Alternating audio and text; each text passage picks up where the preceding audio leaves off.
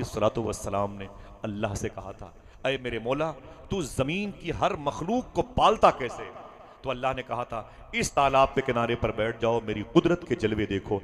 जैसे ही सुलेमान अलैहिस्सलाम बैठे, आपने क्या देखा? एक चींटी है, एक मुंह में चावल के दाने को लेकर के ऐसे ही तालाब के किनारे पर टहल रही है।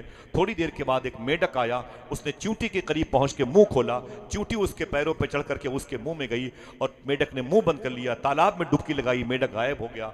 बहुत देर के बाद फिर वो मेढक बाहर आया, सुलेमान अलैहिस्सलाम बैठे हुए थे। जब मेढक बाहर आया तो उसने फिर बाहर निकल के मुंह खोला, चींटी उसके मुंह से निकली, पैर से आई और अपनी सुराख बिल में चली गई। उस वक्त उसके मुंह में चावल के दाने नहीं थे, वो पता नहीं कहां चले गए। सुलेमान अलैहिस्सलाम ने कहा, मेरे मौला, अभी ये चींटी आई चावल के दाने लेकर के, और फिर अब वापसी में जब पहले नजर आई थी तो चावल के दाने लिए थे, अब तो बगैर चावल के दाने के नजर आ रही है। मेढक का आना लेके जाना, ये क्या है?